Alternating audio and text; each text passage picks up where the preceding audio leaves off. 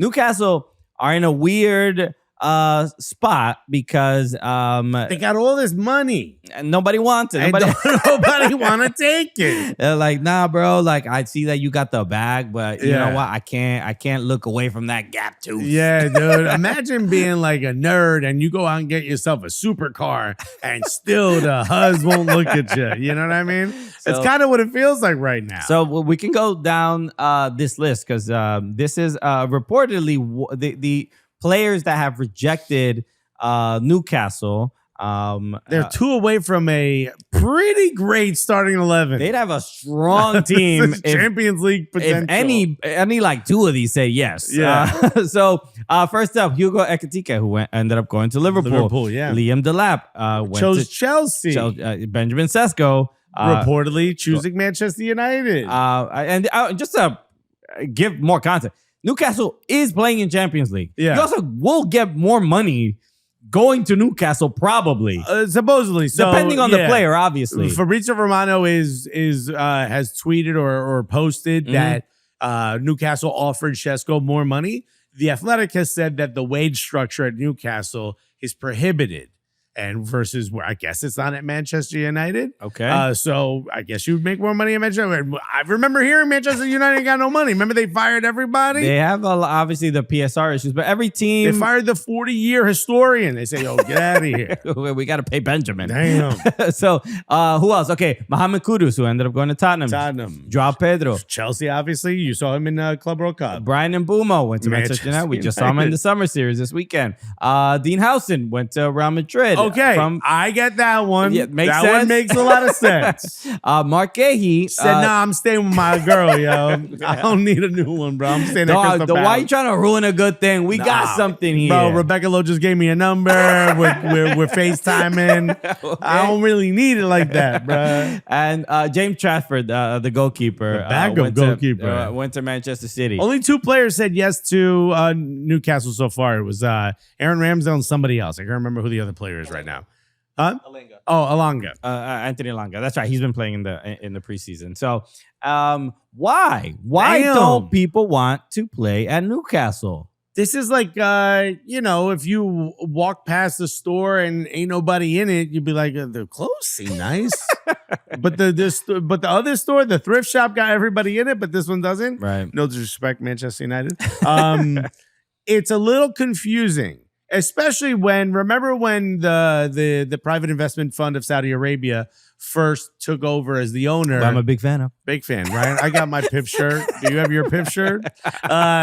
When they first took over, the memes were crazy. Remember, it was like the FIFA video game or FC 25, 26. Yeah. Where it was like, a Zlatan and Mbappe and Salah, and they were going to bring all the big names at that time to play there. And clearly it hasn't happened, but now they have a little bit more room to sign more players, right? PSR is not as big of an issue. Sure. They are willing to spend the cash. They're in Champions League. Manchester United is not. You would assume a player like Benjamin Sesko would look at that and go, and by the way, it's not like London versus Newcastle or London versus Manchester, where London maybe has a bit more draw as a place to live, right? The weather's a little bit nicer than it is in Newcastle or Manchester. It's a bit more agreeable. You're a little bit closer to other parts of Europe. It's a bigger, brighter city as far as, the eyes and interest. None of that exists. I don't really see. The only thing I can think of is what the Athletic sort of reported, which is like a lot of players, when asked, mentioned, when I was young, Sir Alex Ferguson, and it's Manchester United. Yeah. And maybe there's that ego. The ego that drives them to be great is also the ego that drives them of like a woman to go, I think I could change him. You know what I mean? Yeah. This is they see the toxic situation. Most people stay away, but there's that one girl that's like, I think I can do it. I could fix them. You know what I mean? And in this case, for Manchester United, it's 11 people. Yeah, apparently, yeah.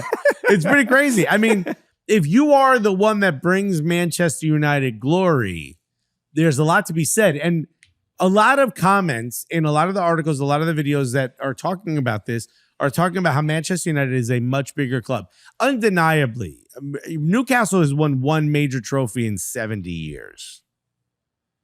Okay. Right. Manchester United is a bigger club, sure.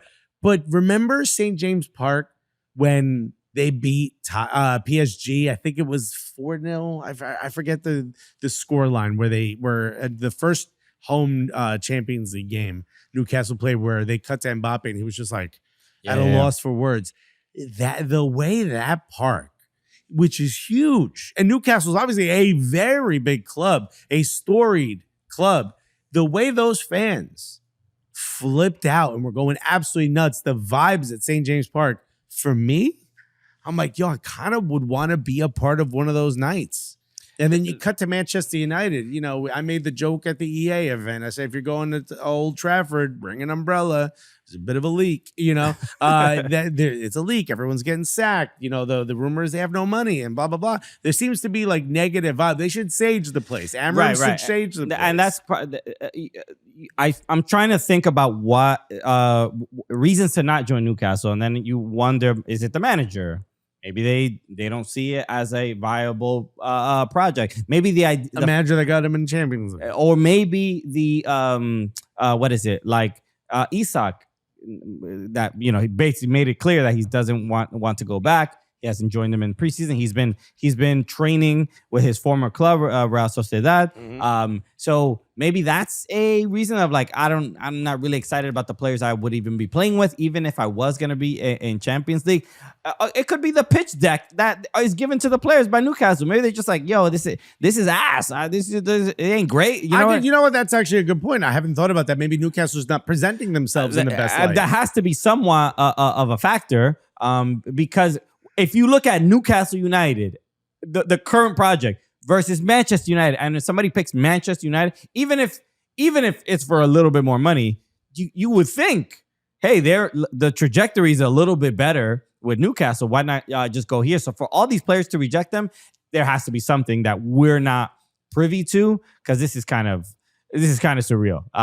Because Newcastle have been a tough team, obviously made it to Champions League, but they're a good team and they've been playing well. They're a good team that's seemingly getting better. I mean, not stronger as far as the squad is concerned, because everyone's saying no. Right. But for me, if like one or two big players said no, I get that. But some of this is 9 out of 11 players we just talked about. Yeah. As far as the updates with Isak, what I've understood is that Eddie Howe basically said, like, if the Sesko deal doesn't happen, because that's still a possibility. If that doesn't happen, that Isak is going to stay, and it's just these are he's always clearly the player Eddie Howe wants and fits his system. So he's like, yeah, we'll take you back. Right. So we know you went out there doing dirt or Sociedad. You know what I mean? Sociedad. Yeah, you're going crazy. right, bro. Yo, come down to next year's annual Sucio, bro. So, but obviously you were out there doing dirt, getting your willy wet. But now, come back home, your lady misses you. So, it'll just be kind of embarrassing if he does come back. It'll be a weird. Well, did you see how the Newcastle fans treated his sort of van or whatever the sprinter when it left? See that. They were all like punching it and throwing stuff at it, screaming at him. You're not gonna get. Yeah. Imagine. I just talked about how great the vibes were. Imagine all those people booing you. You know what I mean? That's gonna. I believe Liverpool have made a bid that was rejected. I think it was at 120, if I'm not mistaken. So they are trying to make that happen. Newcastle can't get too greedy here. I mean, 120 for Alexander Isak. Well, I don't even understand why you are. Well, I think you very clearly need to find a player that's worth $100 million. Right. That seems to be the bigger issue. Not the bid. Yeah. It's just the replacement. They need to sort that out. I would tell Liverpool, like, we will accept it, just not right this moment. Let me go find someone to replace him with and go get you a $100 million player. Right. It's like we're waiting. You know who they should sign? Cristiano Ronaldo. Okay. This is why nobody takes this show seriously, bro. Because at least people will, first of all, you got that Saudi money, right? And second of all, at least people will watch. Even if he's not good enough and he doesn't have the capabilities everyone's had. It sounded like Son to LAFC, bro. I think that's, again, great marketing. I want Premier League teams to start thinking about the marketing potential. Right. The season. How much did Mbumo go for? 60? I think $50 million. What was it? Up 70? Okay. 70 million. If Mbumo goes for 70, Isak is out. Definitely worth 120. Yeah, without a doubt. So yeah, it's also a bit injury prone. Why would Sesko go to Manchester United? You ruined everything, Sesko. Where the dominoes are now falling. Like you got to make your decision so we can move on with our lives. Yeah. So it's like step one, you pull from the bottom of the Jenga. You're like, yo, you're not doing it right.